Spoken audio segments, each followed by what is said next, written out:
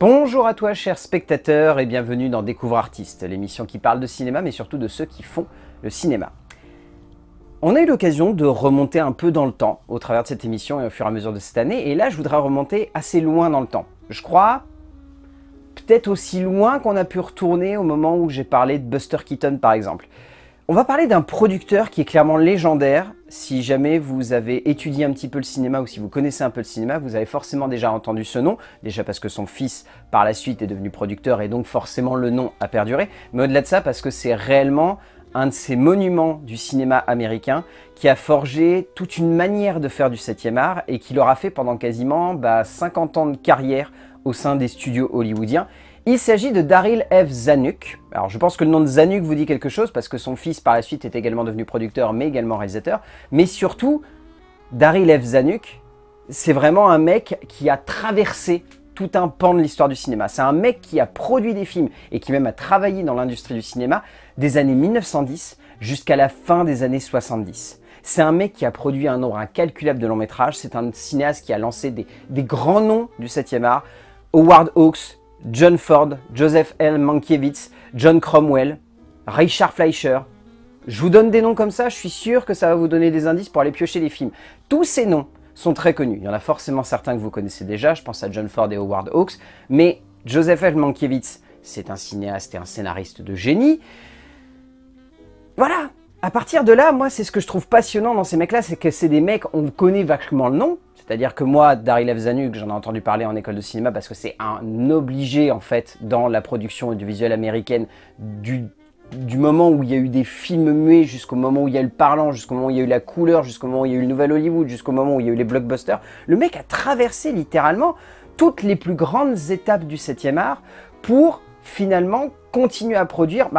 Par contre, c'est le grand paradoxe, jusqu'à la fin, un peu les mêmes mecs. C'est-à-dire que, on va pas se mentir, c'est-à-dire que Daryl F. Zanuck, il a jamais vraiment cru dans le nouvel Hollywood. C'est plutôt un cinéaste qui croyait, bon je dirais pas non plus dans le cinéma de papa, mais dans une manière de faire du cinéma très à l'ancienne. C'est un mec qui croyait que le cinéma, ça devait être vraiment du cinéma de studio, qui devait miser sur des gueules d'acteurs, qui devait miser sur une ampleur dramatique. Il a également scénarisé pas mal de films, une bonne petite vingtaine, du début de sa carrière jusqu'à quasiment à la fin. Je crois que son dernier scénario, ça date des années 60. Et sinon, ouais, au niveau production, il s'est vraiment éparpillé dans tous les sens. Il a eu une espèce de main directrice sur toute la manière avec laquelle la production audiovisuelle américaine se déroulait des années 20 jusqu'aux années 70. C'est absolument monumental ce que ce gars-là il a fait. C'est vraiment saisissant de voir à quel point il a voulu marquer son temps et à quel point il l'a clairement fait. Et de voir que son héritage a tout de même perduré parce que Zanuck, c'est un nom qui, allez, jusqu'à la fin des années 90, voulait clairement dire quelque chose. Aujourd'hui, le nom de Zanuck, il a un peu tombé dans l'oubli parce qu'il n'y a eu personne pour perdurer l'héritage,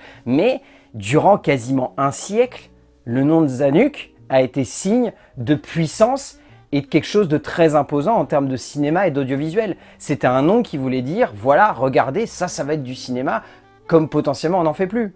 Bon après, avec le temps, il y a eu d'autres producteurs qui heureusement ont pris un peu le flambeau. Je pense à Dino De Laurentiis dans un autre sens. Je pense aussi à qui est-ce d'autre que j'ai en tête. En un sens, on peut dire que Joel Silver a aussi un peu repris le flambeau.